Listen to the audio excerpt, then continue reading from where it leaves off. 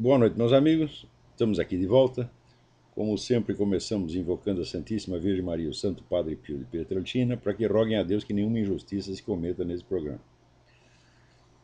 Então, queria primeiro avisar que eu vou lembrar vocês que de 23 a 28 de maio eu vou proferir aqui em Colonial Heights o curso Metafísica e Estrutura do Ser. O curso será desta vez realizado na casa da professora Margarita Noyes, onde há um belo auditório para conferência, com uma grande sala de aula, uma sala de estar e há instalações para acomodar até 16 estudantes. Vamos dizer, a despesa então será menor do que se vocês ficassem num hotel. Então, informações com o senhor Eduí Ferro, e-mail edui.ferro@uol.com.br, o telefone 041 3527 0987 ou 041 9974 4443.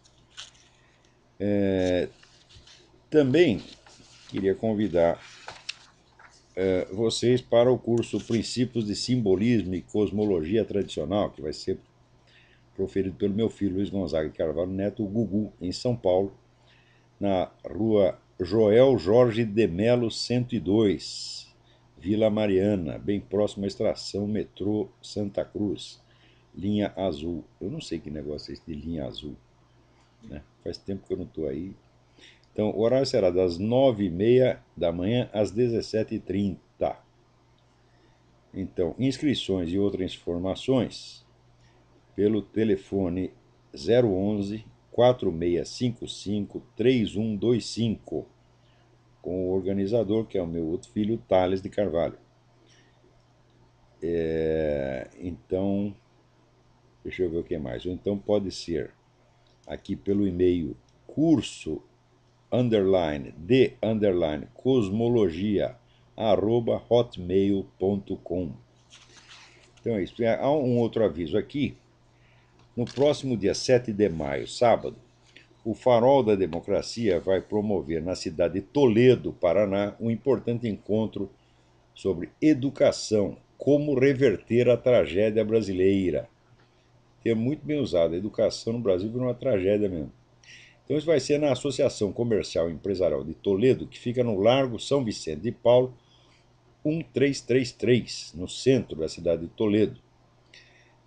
Dia 7 de maio, começa às 8h30 da manhã e vai até às 17 horas, de ingresso gratuito. Pela manhã haverá uma conferência de abertura com o educador Luiz Carlos Faria da Silva. Depois a conferência do general Sérgio Augusto Avelar Coutinho sobre a Revolução Invisível, quer dizer, todos os processos políticos que destruíram a educação no Brasil. Depois a conferência do padre colombiano José Rafael Solano Duran sobre a religião e a educação. E na parte da tarde haverá mais duas conferências.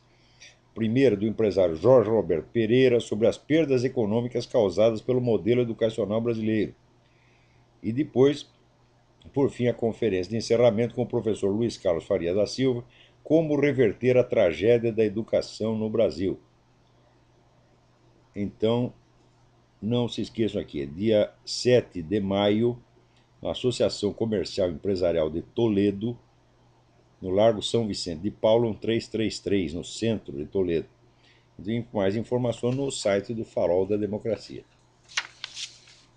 Então, a semana passada eu cometi alguns erros aqui, aliás, fui induzido a cometer erros pela mídia brasileira, que inicialmente informou que as armas usadas pelo sujeito que fez aquele morticínio na escola eram armas legais. Então, no Brasil, você não pode acreditar na mídia nem durante meia hora, porque meia hora depois já vem outro diz que é outra coisa. As armas eram ilegais. É... Então é curioso, quer dizer, o sujeito pratica um crime monstruoso com armas ilegais e a conclusão que se tira é que tem que tomar da população as armas legais. Quer dizer, esse é o perfeito non sequitur, né? Esse pessoal do desarmamento, né, agora estão até usando as igrejas como postos de entrega de armas. Já vamos comentar isso aqui daqui a pouco. Mas antes de comentar qualquer outra coisa, eu queria ler aqui para vocês o artigo que eu acabo de mandar para o Diário do Comércio, porque é um negócio tão absurdo, tão chocante, que eu não posso esperar até o artigo ser publicado. Eu não aguento, tenho que ler aqui para vocês. Chama-se Lição de Diplomacia. As mensagens confidenciais da Embaixada Americana sobre a queda do presidente hondurenho Manuel Zelaya, recentemente reveladas pelo Wikileaks, são um resumo didático de como funciona a política externa dos Estados Unidos hoje em dia. Desde os primeiros momentos, o embaixador Hugo Lawrence toma partido a favor de Zelaya. Aspas. Os militares, a Suprema Corte e o Congresso Nacional conspiraram em 28 de junho de 2009 naquilo que foi um golpe inconstitucional e ilegal contra o Executivo. Na nossa perspectiva, não há dúvida de que a ascensão de Roberto Micheletti ao poder foi ilegítima. Ponto. Fecha aspas. Já conhecemos essa lógica. Se o presidente removido do cargo por uma decisão conjunta da Suprema Corte e do Congresso é de direita, seu impeachment é uma decisão legal e irretocável. Se é de esquerda, é golpe de Estado. Pouco importa que em seguida venham eleições regulares e os supostos golpistas entreguem pacificamente o poder ao presidente eleito, como aconteceu em Honduras. Golpe de Estado é, golpe de Estado será eternamente. Mas no caso houve um detalhe a mais. O corpo diplomático, parênteses, o embaixador Merapena me informa que quando se refere, vamos dizer, aos funcionários estrangeiros de um país no outro país, é errado falar corpo diplomático. Corpo diplomático é só o corpo diplomático inteiro, quer dizer, todos os embaixadores, cônsules, etc. Mas eu não tinha outra expressão, ficou essa mesmo. Né? Esse é um requinte vocabular que não altera o sentido das coisas. O corpo diplomático americano em Honduras já odiava Roberto Micheletti desde muito antes do golpe e já estava preparado para tomar posição contra ele, qualquer que fosse o curso posterior dos acontecimentos. Qual o problema com Micheletti? Numa mensagem confidencial assinada em 20 de agosto de 2008, o subchefe da missão diplomática americana em Tegucigalpa, Simon Henshaw, acusava-o daquilo que, aos olhos do Departamento de Estado, é o mais imperdoável dos crimes: ser, aspas, um rábido anticomunista, fecha aspas. Dificilmente na mídia e no establishment americano alguém escreve a palavra anti-communist sem fazê-la anteceder do adjetivo rabid, que quer dizer hidrófobo, infectado de raiva canina, extremista, demente e perigoso, pronto a matar pessoas adentadas em nome de abomináveis crenças reacionárias. O efeito do rótulo incansavelmente repetido é infalível. Todos os anticomunistas são rábidos, tal é a crença geral. Babam, rosnam e dilaceram suas vítimas num paroxismo de ódio insano. Os comunistas não. Não existe no vocabulário das altas esferas a expressão rabid communist. Eles mataram 140 milhões de civis com uma serenidade imperturbável, movidos pelo puro amor à humanidade, sem derramar uma só gota de saliva. Aliás, para que saliva no meio de tanto sangue? Não obstante explicasse a conduta do então presidente da Assembleia Nacional Hondurenha pelas chamas da paixão ideológica que o consumia, Henshaw, sem notar a mínima contradição, qualificava-o, por outro lado, como um oportunista ambicioso sem convicção própria. Ávido apenas de poder, pronto a todas as concessões, inclusive aos comunistas, caso fossem do seu interesse. Micheletti, segundo Henshaw, estaria até mesmo disposto a apoiar a proposta chavista da Alternativa Bolivariana para a América Latina, ALBA, se isso lhe rendesse alguns votos. Estranha hidrofobia essa, cujos sintomas recuavam ante o mero pensamento de vantagens hipotéticas. Mas Henshaw não parava por aí. Micheletti, segundo ele, era tão leviano que, por qualquer vantagem, abdicaria não somente de suas convicções, mas do último resíduo de honra pessoal. Aspas. Ele é sequioso de poder e seu desejo de tornar-se presidente é supremo. Ele viu sua candidatura e seus números nas pesquisas escapulirem de suas mãos e parece estar tão desesperado que incluiria até narcotraficantes e outros corruptos na sua chapa só para conseguir dinheiro e apoio. Ponto, fecha aspas. Já viram um fanático menos fanático? Curiosamente, nem Henshaw nem seu chefe Hugo Lawrence pareciam enxergar nada de imoral em condenar um homem pela conjeturação imaginária de possíveis delitos futuros, e dar respaldo a outro a despeito de delitos então já cometidos e bem comprovados. Àquela altura, Manuel Zelaya já estava, como continuou estando ao longo da crise, bem garantido pelo apoio do Foro de São Paulo, a coordenação estratégica do comunismo latino-americano, organização em cuja liderança brilhavam, ao lado do nosso então presidente Lula, os líderes das Farc, senhores absolutos do narcotráfico no continente. Henshaw e Lawrence, com toda evidência, são homens desprovidos de sã consciência moral, incapazes de julgar as coisas com equanimidade e senso das proporções. Intoxicados pelo preconceito irracional contra todo o anticomunismo e pela idealização bocó da esquerda mundial, dois vícios endêmicos nas esferas chiques da vida americana, jogaram todo o peso da influência do seu país em favor de um bandido apoiado por narcotraficantes, assassinos e sequestradores, enlameando ao mesmo tempo a reputação de um inocente contra o qual nada sabiam além daquilo que conjeturavam em fantasia.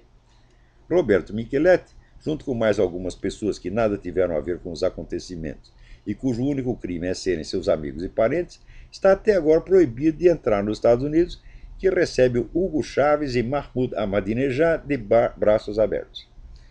Que ganhou a nação americana com isso? Ganhou o desprezo dos anticomunistas e a ira dos comunistas, sempre orgulhosos de sua ingratidão para com os companheiros de viagem, dos quais só conseguem arrancar uma parte, não a totalidade do que desejam.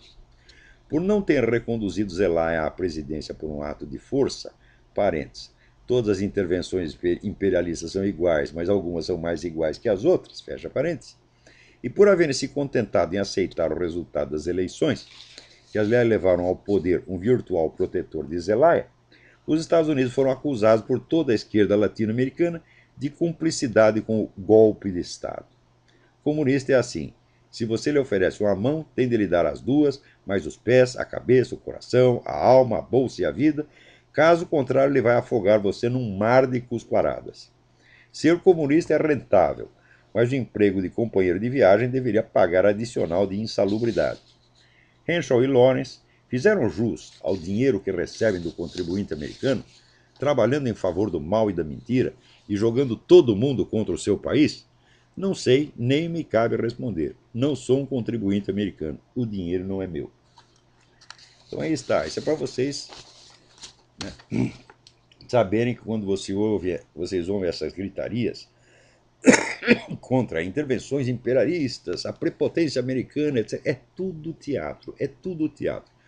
Olha, há 40 anos o Departamento de Estado não faz nada além de ajudar comunista em tudo quanto é lugar. Ajudar comunista é ajudar tudo quanto é inimigo dos Estados Unidos. Você vê o que está acontecendo lá na Costa do Marfim, né? Que um sujeito que não podia ser presidente por não ser, vamos dizer, a Constituição ali exige que o sujeito seja filho de pai e mães, né, cidadãos locais, o cara não é, o sujeito se elegeu presidente, a Suprema Corte vetou o negócio e naturalmente o segundo colocado assumiu a presidência. Então, vai haver intervenção dos Estados Unidos e da ONU para tirar o presidente eleito, que é um cristão, e para colocar no lugar dele um muçulmano que a essa altura já matou mais de 1.000 cristãos, né, no seu esforço para tomar ilegalmente a presidência, já matou mais de 1.000 cristãos. Então está lá os Estados Unidos botando os muçulmanos no poder, como botou a fraternidade islâmica no poder no Egito, está botando na Líbia, e vai fazer a mesma coisa em outro lugar. Ainda veio o professor Duguin dizer, não, aqui nós temos, né, o imperialismo americano de um lado, e do outro lado nós temos a Aliança Eurasiana, nós, o Islã, a China, etc. Mas que palhaçada, meu Deus do céu. Ora, isso aí é tudo briga de família, né? É claro que a briga de família às vezes pode, né, inflamar e causar uma crise maior, mas em geral todos eles têm uma comunidade de interesses entre esses três grandes blocos. Eu acho que há mais interesses em comum do que interesses divergentes, embora localmente surja divergência. Mas olha, está na cara que o governo americano, isso é o establishment, ou aquilo que o Nicholas Seger chama corporação, está trabalhando para a ascensão islâmica mundial, assim como a Casa Real Britânica, que é um elemento fundamental da corporação, está protegendo a invasão islâmica a olhos vistos. Eu digo para vocês, O príncipe Charles é membro de uma tarica. Ele obedece um sheik islâmico. Meu Deus do céu, eu não sei quem é o sheik atualmente. Era o Fridtjof Schwann, depois passou a ser o Martin Lings, eu não sei quem é agora. Então, tá lá o príncipe herdeiro, o homem que vai ser o rei da Inglaterra, membro do Matarica. Membro do Matarica quer dizer que ele obedece o sheik em tudo, tudo, tudo, tudo, porque esse é o regulamento. Tá na cara que o sujeito é membro da Tarica, né? Isso aí, eu acompanhei essa coisa desde o tempo em que eu convivia com Martin Lings, que depois virou o sucessor, o sheik sucessor do Fridtjof Schwann. Então, tá lá, todo dia sai mais uma lei protegendo o muçulmano e esculhambando o cristianismo na Inglaterra. Então, como é que é?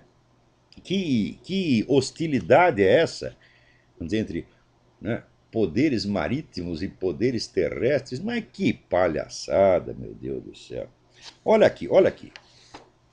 Esta semana o Aaron Klein, no WorldNet dele, nos informa que a senhora Dalia Mogahed, nomeada pelo presidente Obama como sua conselheira em assuntos de fé, participou de um projeto cujo goal era definir, interpretar e implementar o conceito do Estado Islâmico nos tempos modernos.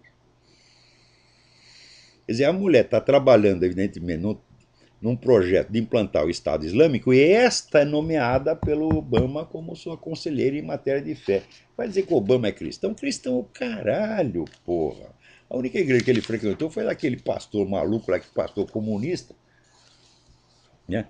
O sujeito ouve lá durante 20 anos a pregação da teologia da libertação, e depois de 20 anos ele diz: ah, eu não sabia que ele era radical. Puta merda, a história do Obama é tudo falso, tudo do começo até o fim, né? Quer dizer, esse problema da certidão do nascimento. Aqui, pergunta. Marcel André Gonzato pergunta. No programa Pronto Speak, você citou o nome de um senador ou governador do Havaí que encampou a exigência da exibição da certidão integral do Obama. Você ou um dos seus auxiliares poderia me passar o nome do político, se possível com uma fonte? Olha, eu sou o único jornalista brasileiro do qual se pede fonte. Hã? Escuta, meus filhos, eu vou dizer uma coisa para você. Num artigo jornalístico, você tem 30 ou 40 linhas para escrever, não pode mais nada. Se você for botar todas as fontes, consome o artigo inteiro. Ninguém dá fonte de porra nenhuma. É privilégio do jornalista não citar as suas fontes. Acho que as pessoas não sabem mais disso. Citação de fonte é importante em livros de história, de sociologia, etc. No jornalismo não é. O jornalismo é uma informação provisória que subentende que o leitor vai buscar mais informação por sua conta. Então, esse negócio de toda hora me pedir fonte, vamos trabalhar, vai procurar fonte. Se eu falei a coisa, eu tenho uma certa credibilidade, uma certa fé pública. Você que procura a fonte na internet, pô. Hein? Agora aqui, tudo bem. Nesse caso, ele não está pedindo uma fonte, está pedindo uma informação. E a informação, o pedido de informação é inteiramente legítimo. Houve 2 governadores do Havaí que intervieram nessa questão da certidão de nascimento. A governadora anterior, que se chamava Linda, não sei das quantas, foi ela que determinou que ninguém tivesse acesso à certidão do Obama. Ela bloqueou a certidão do Obama para que ninguém tivesse acesso. Segundo a funcionária do Registro Civil, Kiyomi Fukino, nem mesmo o próprio Obama poderia obter, a partir daí, poderia obter uma cópia da certidão. Ele poderia ir lá e olhar a certidão no registro, mas não poderia tirar a cópia. Veja você o bloqueio que foi feito, né? E ainda essa senhora Kiyomi Fukino tentava dar a impressão de que esse bloqueio era tradicional no Havaí, quando não era. Tinha sido feito meses antes por essa governadora Linda. Pô, esqueci o sobrenome da mulher. Linda, não sei das quantas. O segundo que se meteu na questão foi o governador atual, Neil Abercrombie, né? Que ele disse: vamos acabar com esta conversa desses birthers, vamos tapar a boca dessa gente. Aqui eu vou localizar a certidão original do Obama e vamos distribuir para todo mundo. Só que nós vamos cobrar $100 para dar dinheiro para o Estado. Vasculhou, não conseguiu achar. O governador Neil Abercrombie não conseguiu, botando todos os funcionários do Estado para procurar a merda da certidão, não conseguiu achar. Eu digo para vocês, A coisa mais provável é que essa certidão original não exista. Isso é tudo uma farsa. Hipótese número 2. Ela existe, mas tem algum dado, alguma informação que compromete seriamente o Obama e que não pode ser revelada, motivo pelo qual o Obama já gastou US$ 1 milhão com advogados para impedir o acesso à sua certidão e mobilizou até a governador. O fato de que a governadora era republicana não quer dizer absolutamente nada, porque o Partido Republicano está cheio de puxa-saco do Obama e servidor do Obama, né, e servidor da nova ordem mundial. São os chamados rhinos, Republicans in name only. Né? Então, vamos dizer, a terceira hipótese é de que, de fato, esteja lá uma certidão confirmando que o Obama não nasceu nos Estados Unidos. Eu não acredito nesta última hipótese, eu acho muito difícil. Né? Eu acho mesmo que a certidão original não existe, que tudo isso é uma fraude. Né? Isso é o mais provável. Eu sei que se o próprio governador não consegue localizar a certidão, como é que é isso, porra? Né? Então, aqui o. Peraí, tem mais alguém. O Marcel André se comunicou com o Caio Blinder. E daí o Caio Blinder responde: Ô Marcel, não acompanhei essa informação. Mas como não? Isso foi falado nos Estados Unidos inteiro que o governador Abercrombie estava atrás. O cara anunciou aos quatro ventos que ia localizar a certidão e tapar a boca dos birthers, distribuindo milhões de cópias da certidão, e depois ficou quietinho porque não localizou nada. Como é que o Caio Blinder que está aqui? Eu estou falando, olha, serviço de correspondente nos Estados Unidos é o seguinte: consiste em dormir até 2 horas da tarde e depois recortar umas noticinhas do New York Times e mandar para o Brasil. É isso que é serviço de correspondente no Brasil, de jornal brasileiro nos Estados Unidos. O único correspondente que trabalha é este que vos fala, tá? Que eu, só para fazer este programa, eu seleciono uma centena de notícias toda semana de todas as fontes possíveis. Já vou fazer comentário a respeito de fontes daqui a pouco. Porque se você se atém às fontes chapa branca, isso significa que você quer mentir. Agora, no Brasil, o julgamento de fontes virou invertido, né? Quer dizer, as fontes chapa branca, que todo mundo sabe que já está comprometida a esconder certas coisas, são as únicas aceitas como confiáveis no Brasil. Essas são as fontes oficiais. Quer dizer, o oficialismo brasileiro chegou a esse ponto. Né? Então, se não saiu no New York Times ou na CNN, não existe. Ora, isso é a inversão completa do sentido do jornalismo. Porque o jornalismo é pesquisa, é investigação. E é, sobretudo, investigação daquilo que ninguém sabe, não daquilo que todo mundo já sabe, porra. Quer dizer, como é que o sujeito vai noticiar só aquilo que já saiu no New York Times ou na CNN? E pior, vai ser elogiado por isto. Ah, porque ele usa fontes confiáveis, o New York Times, a CNN. O que é isso? Isso é o antijornalismo. A mente brasileira está completamente invertida. É a obrigação do jornalista buscar em todas as fontes possíveis e imagináveis. Naturalmente, esta é a única maneira de você descobrir a verdade, você confrontando uma fonte com a outra e comparando, e usando tanto as fontes oficiais como as extraoficiais e antioficiais. Isso é obrigação estrita do jornalismo. Eu estou cumprindo essa obrigação, que é tradicional no jornalismo. Olha, eu tenho aqui, não sei quantos anos eu tenho de jornalismo, mais de 40 anos de jornalismo nas costas. Entendeu? Eu sei o que é jornalismo, trabalhei em um monte de jornais brasileiros, tive uma carreira invejável, muito bem sucedida no jornalismo, tá certo?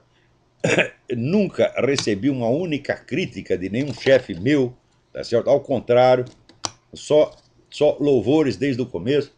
Então,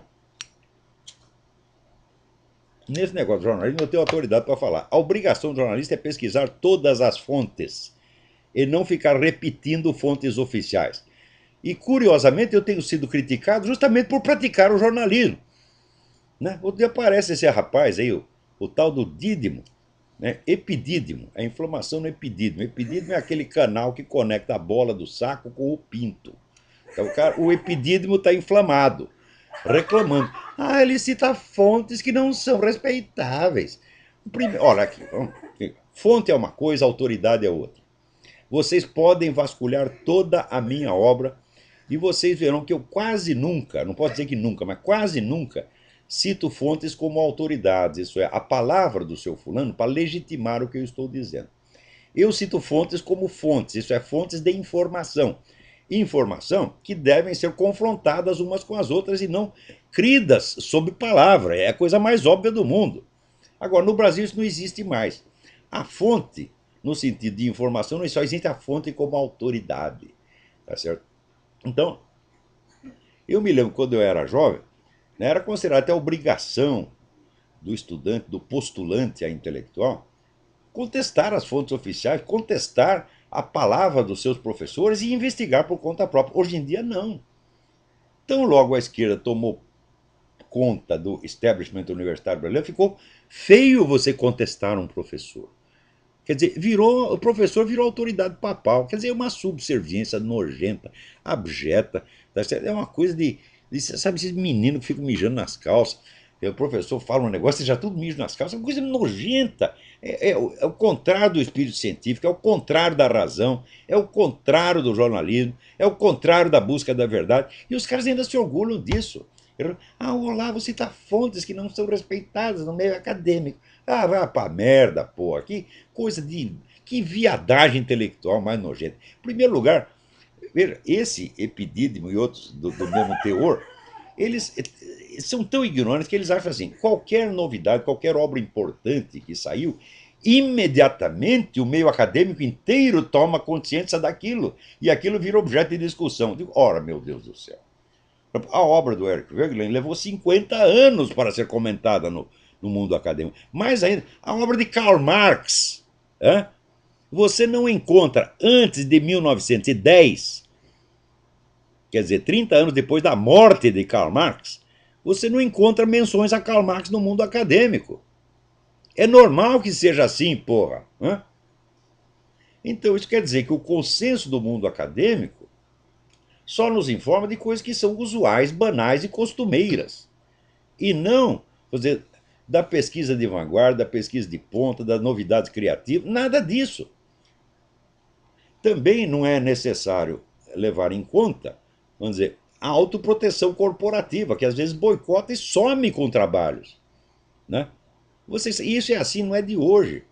Você sabe, no século passado teve um sujeito, né, que é um médico, cirurgião, que ele viu que morria muita gente de infecção nas operações, esqueci o nome do cidadão. Ele viu que morria muita gente de infecção nas operações e ele desconfiou que isso era por causa de contaminação pelas mãos dos médicos. E ele sugeriu que os médicos lavassem as mãos antes de iniciar uma cirurgia. Por causa disso, o senhor foi boicotado, foi excluído da vida acadêmica e sofreu tanto que morreu louco. Isso é o meio acadêmico. Será que vocês não sabem que é assim, porra? Quer dizer, por que essa subserviência bocó? Quer dizer, nós viramos aqui o anti-iluminismo. O iluminismo era assim, era você ter obrigação de pesquisar por você mesmo, você não tem que seguir o argumento da autoridade, mas hoje no Brasil vale só o argumento da autoridade e pior, a autoridade de quem não tem nenhuma. Se você pegar esse meio acadêmico brasileiro, né, o, o pessoal assim, só acredita no que o professor disse. Quer dizer, não procura um livro. Claro, você não lê livro nenhum. É melhor ouvir o professor e seguir ele. Senão você vai ter que ler livro. Ai, que sofrimento horroroso ler livro, né? Então, outro dia aparece um bocó de bola dizendo: não, esse Olavo não entende nada de filosofia brasileira, ele nem conhece o Newton da Costa, ele não conhece nem o Demetrio Bagnoli. Vai pra puta que te pariu, moleque! Porra! Ah, tá lá o meu irmão fazendo uma pesquisa junto com o Nilton da Costa faz anos, porra. Eu citei o Nilton da Costa há 30 anos atrás. Agora, Demetrio Magnoli, filósofo? Você tá brincando, porra? O cara é um geógrafo apenas. Um geógrafo e comentarista político. De filosofia ali não tem absolutamente nada. Né? Agora, esse bando de palpiteiro, olha, esse negócio de Orkut, as redes sociais, por um lado é bom, porque você faz amigos, conhece gente interessante, mas por outro lado, aquilo é um depósito de besteira. Né? É assim, é a privada universal, porra. Todo mundo pega um pouco de merda mental e joga lá. Né? Então, olha, tá aqui. Quer dizer, o Caio está fazendo uma confissão de incompetência. Caio, você tem obrigação de saber essa. Aliás, acabei de mandar também para o Diário do Comércio um artigo, né, comentando as coisas que o Caio Blinder fala sobre a certidão, o Caio Blinder é apenas um crente, ele é um crente do obamismo. Ele não sabe nada, se ele não sabe nem sequer que o governador Abercrombie prometeu localizar a certidão e não conseguiu, então não sabe nada sobre o caso da certidão. Ele está falando na base da pura fé, o que para mim é uma vergonha, porque isso qualifica o Caio Blinder quase como um traidor, porque o seguinte, o Obama é o presidente americano mais anti-Israel que já existiu na história. E o Caio Blinder, que é judeu, tem obrigação de defender os seus patrícios que estão lá se fudendo embaixo das bombas palestinas, tá entendendo? Em vez de ficar aí puxando o saco de Barack Obama. Que coisa mais vergonhosa, porra. Espera aí. Tem alguém na linha. Quem é?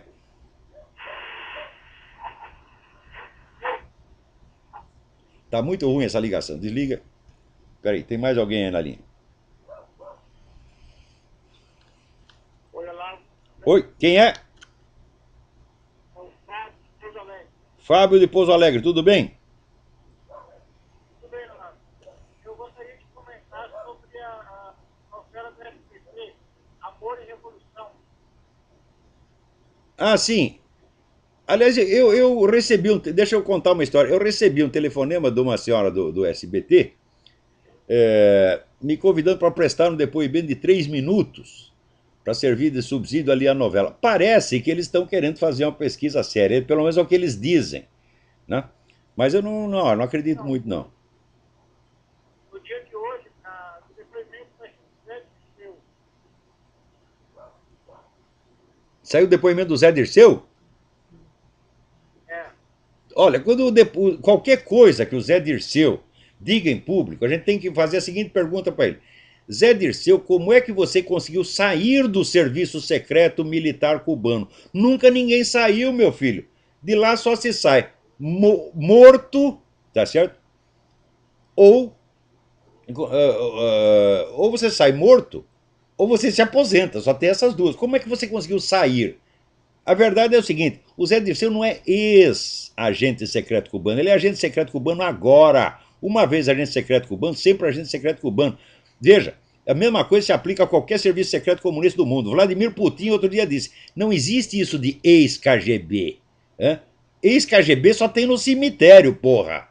E ex-agente secreto cubano só tem no cemitério. Agora, nunca ninguém fez essa pergunta para esse Zé Dirceu. Como é que você conseguiu sair? Me mostra aí o seu certificado de dispensa. Hã? Isso é mentira, ele é agente secreto cubano agora. Esse cara não podia ter sido deputado, nem vereador, nem coisa nenhuma. Como é que você vai botar um agente estrangeiro em posto de responsabilidade? notícia que os militares tentaram cancelar. Cagada militar. Não é assim que se faz. Ô milicos, vê se vocês aprendem. Se vocês pedem para censurar a novela não será censurada e ainda vocês vão sair queimados na história. Não é assim que se faz. Deixa a novela sair, junta a documentação e processa os filha da puta. O Exército Nacional tem obrigação de processar. Eu digo isso há 20 anos. E esses merda desses comandantes nunca se mexeram para fazer isso. Então, quando sai mentira contra as Forças Armadas, o que faz os comandantes? Emite uma notinha oficial que só milico lê. Isso é coisa de viado, minha gente. Isso é viadagem. Isso é boiolice.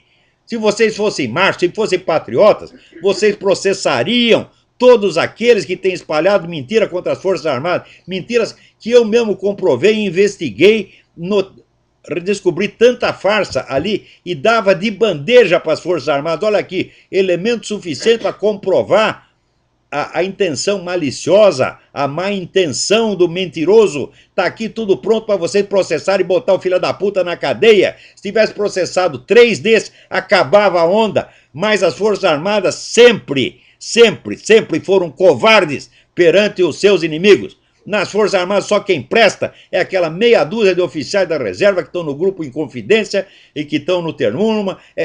Olha, são os velhinhos admiráveis. Eu amo vocês, gente. Vocês são gente séria, vocês são patriotas, vocês são honestos, né?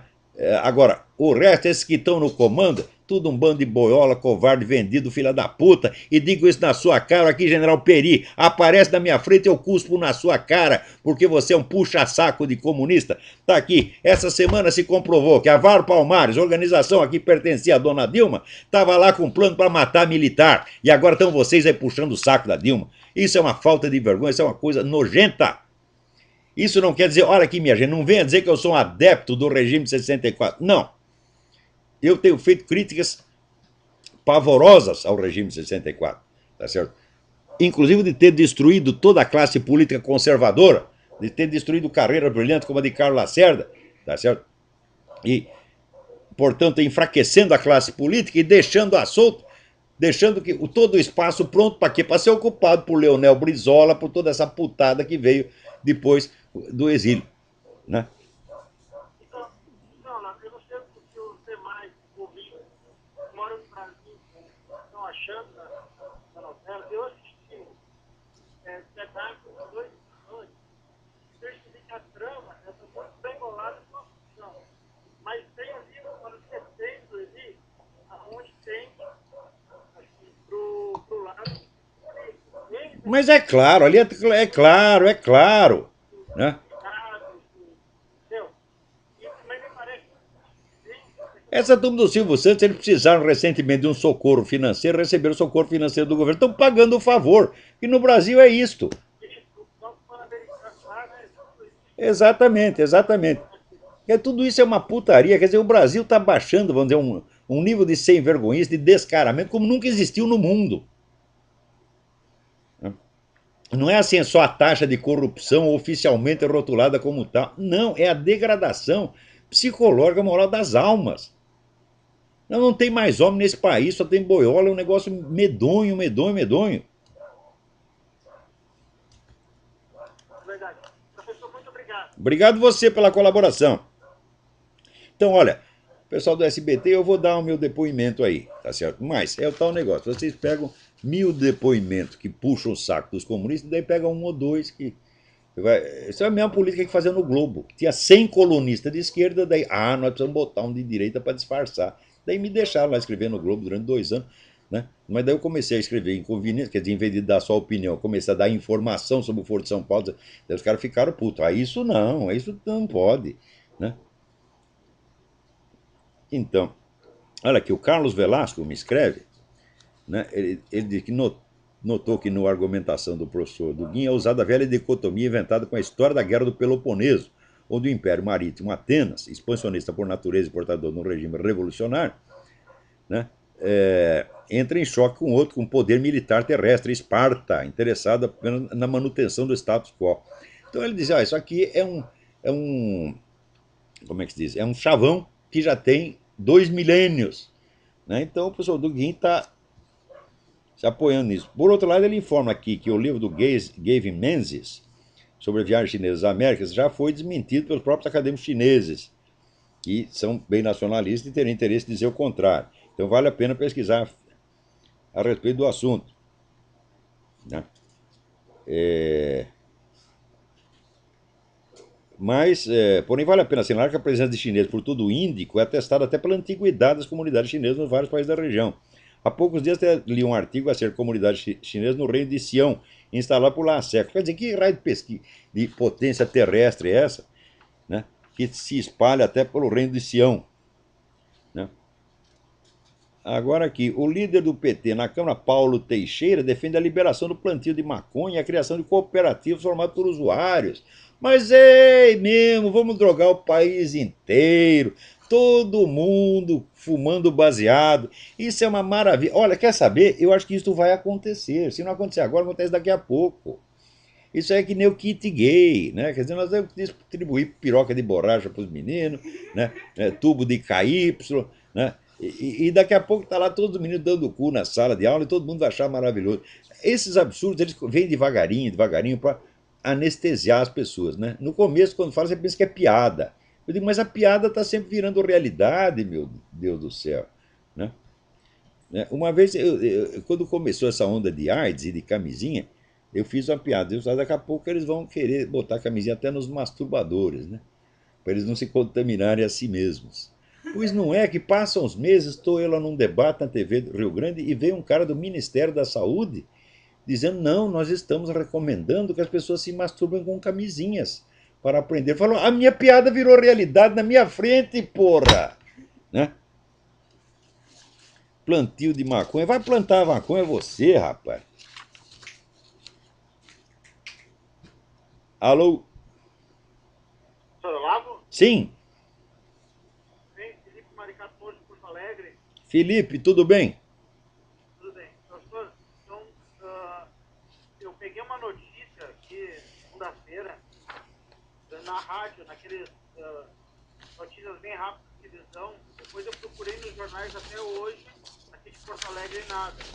Que é o corte do orçamento da Polícia Federal em 1,5 bilhões pelo governo agora. Ótimo, já cortaram o orçamento das Forças Armadas, corta da Polícia Federal também. Olha Né? só, adivinha qual é a área que vai ser estrategicamente prejudicada com esse corte? Investigação dos movimentos sociais, aposto. Não. É a fiscalização das fronteiras e o combate ao narcotráfico. Ai, meu Deus do céu! Ai, esse negócio de fronteira já é um negócio absurdo. Olha, 20 anos atrás, eu estava fazendo uma pesquisa sobre essas seitas, né? Meio malucas, meio satânicas que estavam entrando no Brasil. Tinha uma seita chamada Meninos de Deus, Love Family, que ensinava as pessoas a fazer surubas com crianças de 4 anos. E eu estava lá investigando isso. Entrevistei várias pessoas, inclusive fui na Polícia Federal, falaram no cara do Departamento de Fronteira. Né? Eu digo, o que vocês estão fazendo? Levei lá um documento da seita que era assim, manual de como entrar ilegalmente no Brasil. Né? Daí mostrei aquilo pro cara e falei, o que vocês estão fazendo? Ele disse, você sabe quantos funcionários eu tenho aqui, meu filho? Eu tenho 5 funcionários. Né? Isto aqui é o verdadeiro ímã complacente. Passa até uma piroca de rinoceronte e ninguém nem sente nada. Então, continua a mesma coisa, porra. Não, o governo é narcotraficante, né? Mas é claro que é narcotraficante. Não, Atenção, sócio das Farc é narcotraficante, é cúmplice do narcotráfico e a parceria entre PT, governo brasileiro e Farc não é uma conjetura minha, é um negócio oficial, está nas atas do Foro de São Paulo. O seu Lula da Silva presidia a Assembleia do Foro de São Paulo do lado do Manuel Marolanda, que era o comandante das Farc. Como é que vai dizer que não tem nada com as Farc? Como é que duas organizações presidem uma assembleia, fazem plano junto e não tem nada a ver uma com a outra? Meu Deus do céu! Quer dizer, quanto... não, Olha aí, Forças Armadas, vocês estão sabendo disso, o que vocês vão fazer, o General Peri? Né? Você está ali para defender a Constituição e tu está defendendo os teus patrões. Puxa saco, vagabundo. E digo na tua cara, espero a oportunidade, apareceu o General Peri aqui em Washington ou por aqui, eu vou lá e vou cuspir na cara do desgraçado. Não, então assim, eu procurei nos jornais, né, pô, tem que aparecer uma notícia no jornal, pelo amor de Deus, uma informação mega importante. Cheguei a ter uma reportagem de 20 páginas, né? Nada, já tá fazendo 20. Nada, é um bloqueio total, é como o Obama aqui, rapaz. Cara, como é que um editor pega isso aí e não, pô, como é que os caras vão... Agora, vou dizer uma coisa para você: jornal brasileiro, isso aqui, vamos dizer, são dados do próprio sindicato das empresas jornalistas. Os jornais hoje vendem a mesma coisa que vendiam na década de 50. A população quadruplicou. Os jornais não vendem um exemplar a mais. E não é para vender mesmo. Quer dizer, o povo já rejeitou essa gente. O povo despreza os jornais, o povo despreza os jornalistas. Não presta mais mínima atenção no que eles dizem e não é para prestar atenção mesmo. Pois é, professor. Professor, olha só, eu estava discutindo com o pessoal ateísta aqui em Porto Alegre, que estava numa mesa de bar conversando, discutindo. Eu sou agnóstico, mas por talvez não ter maturidade espiritual para uma coisa, eu sou agnóstico. Mas não sou ateu, porque eu acredito que a pessoa tem que ter muita fé para ser ateu. Né? Tem que ter acreditar muito para dizer que não existe, né, alguma coisa. Então tem que ter muita fé. E os caras fazem uma campanha fortíssima contra símbolos religiosos, nos órgãos federais, contra... São tudo fanáticos satanistas. Quando você vai ver, todos esses pretensos ateus, tudo pertence A sociedade secreta, a sociedade esotérica, tá tudo lá fazendo rito, porra. Eles não são ateus merda nenhuma, são satanistas, porra. Se eu fosse ateu, não teria que estar te preocupando com Olha, isso. por exemplo, você disse que é agnóstico. Ser agnóstico é um direito do ser humano, porque ser agnóstico é estar em dúvida. Ou seja, dizer, olha, eu não sei, estou investigando, estou esperando para ver se chega uma conclusão. Isso é até uma prova de honestidade. Quer dizer, o sujeito não sabe, não tem certeza, então ele não opina. Agora, o ateu militante é a pior raça que tem, inclusive porque a maior parte deles não são nem ateu, coisa nenhuma, são todos satanistas. Cara, é melhor o evangélico do que um ateu militante. Porque é o seguinte, ser agnóstico é uma questão de sinceridade, porque tu ainda não sabe. Agora, tem muita fé para ser ateu, e tipo, um ateu, eu acredito que um ateu de verdade não tinha que se importar com um símbolo estourado na parede. Aquilo ali é uma obra de arte. Mas é claro, se ele acha que o símbolo é inócuo, né? Se ele acha que Deus não existe, então o que importa ter o símbolo lá? Não é honestidade com ele mesmo, pô. Se aquilo ali não significa nada, é só um quadro na parede, uma obra de arte. Não, e outra coisa, se a religião absolutamente majoritária da população não tem o direito de expor os seus símbolos, que direito tem o PT de colocar uma estrela? Hã? Claro, pô. Que é isto, porra? Olha, não vem dizer que o PT não é organização religiosa, porque o PT é teologia da libertação. O PT nasceu na teologia da libertação. Ele é a teologia da libertação, vamos dizer, cristalizada em movimento político.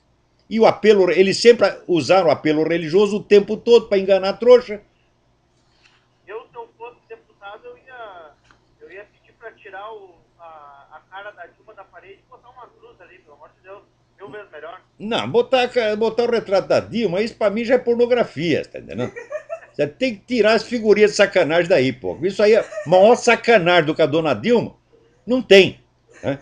Para mim é humilhação ter um retrato da Dilma e o do Lula na parede. Ah, professor, você viu que quem está a fim de ser presidente aí no Brasil? Quem? Luciano Huck. Luciano Huck. Luciano. Ah, ótimo. Por que não o Tiririca também, porra? Hã? Não, porra, o cara tem um quadro do Fidel em casa e do Lula. Então, quer dizer, Mas é tudo isso aí, ricaço chique, toda essa esquerda chique, né? Tudo um puxa-saco do Fidel Castro. Puxa-saco do que existe de pior. o filho dele ia puxar saco do Fidel Castro. Pariu, né? E aí o negócio tá bravo, viu? Ô, professor, olha só, o senhor falou uma vez no podcast que para a pessoa estar atualizada sobre um assunto que está estudando, tem que ler 80 livros por ano. No mínimo. É. No mínimo. Quer dizer, um especialista, um estudioso, um scholar, na sua área, ele tem que ler 80 livros. Mas assim, professor, eu, por exemplo, particularmente, eu sou uma pessoa que leio devagar. Eu não tenho a habilidade de ler ultra rápido um livro. Então, as pessoas assim, peguei um livro de 300 páginas e li numa tarde. Sim, mas olha, veja, por exemplo, para um especialista de uma área, a leitura de um livro da sua própria área é uma coisa fácil. Não é difícil você se manter informado. Agora, se você pega um clássico da filosofia, você vai ter que ler devagar. Eu estou falando 80 livros da sua área de especialização, que você lê rápido, lê às vezes num dia. Eu pego essas pesquisas históricas, eu leio num dia, porra. Por quê? Porque eu já estou acostumado com o negócio, metade do assunto eu já sei, então nunca é totalmente novidade. Né? Então, professor, não é uma questão assim que o senhor tem uma leitura dinâmica. Não, não, não. Não, não, não. Eu sou inteiramente contra a leitura dinâmica. Pois é, isso que eu lhe perguntar, porque eu imagino ter essa capacidade de abstrair todos os itens do texto fazendo essas leituras dinâmicas. Existem textos que você pode ler rapidamente, quando você já está familiarizado com o assunto. E é isso mesmo que eu estou me referindo. Livro, por exemplo, um geógrafo lendo um livro de geografia. Ele tem que ler rápido, porque ele já está enfronhado no assunto. Agora, se você vai ler, sei lá, se você vai ler os Lusíadas do Camões, fala, você vai ter que ler devagar, meu filho, não tem outro jeito. Ok, professor. Então, eu ia viajar hoje, mas eu resolvi ficar para o programa que eu queria lançar essa questão da Polícia Federal aí, que é um absurdo. Então, obrigado aí pela sua colaboração. Boa noite, vou continuar na escuta. Abraço. Abraço. Olha aqui, estou falando de mídia. Por exemplo, esse massacre na Costa do Marfim não sai uma linha na mídia americana. Pode procurar no New York Times, pode ver na CNN, não sai nada. Quer dizer, olha, vocês precisam se meter na cabeça o seguinte: nos últimos 30 anos, os grandes grupos do globalismo, né, euro-americano compraram todas as grandes empresas de mídia e instauraram a uniformidade. Agora, curiosamente, no Brasil é esta uniformidade que representa a autoridade. O simples fato de a imprensa ser unânime num certo ponto é coisa que deveria suscitar suspeita, porque o normal é os jornais divergirem, um contestar o outro. Agora, se está todo mundo dizendo amém, isso já é suspeito. Agora, no Brasil, esse país de puxa-saco, tá certo? De boi de presépio, né? Todo mundo diz amém. E quer, não, queremos as fontes respeitadas. Ah, respeitada por puta, bandido, traficante. Né? Agora, quando você quer informação, você tem que procurar primeiro as fontes locais. Onde que você tem que procurar informação sobre a Costa do Marfim? Na Costa do Marfim. E hoje em dia, com internet, você tem às vezes depoimento direto da pessoa que foi vítima do massacre. Tá entendendo? Então são os próprios cidadãos, é fonte primária, gente. Quer dizer, é incrível. Atualmente no Brasil é o seguinte: se tem um sujeito que dá um depoimento à mídia e o repórter escreve o que ele quer, o que vale é o que o repórter escreveu e não o que a testemunha falou. Quer dizer que a interpretação do repórter vale mais do que a fonte primária. Eles estão todos loucos nesse país, porra. Peraí, tem mais alguém aí na linha? Ah, tá aqui. Dilma Rousseff visita púlpito de Mao Tse Tung. O púlpito de Mao Tse Tung, né, jorrava merda intelectual para o mundo. Né? Ela vai lá, né, e fica lá genuflexa e comovida diante do guru. Alô? Acho que pifou a ligação. Alô? Alô? Senhor? Sim. Alô? Davi Furlan? Quem é? Davi Furlan? Davi Furlan, tudo bem?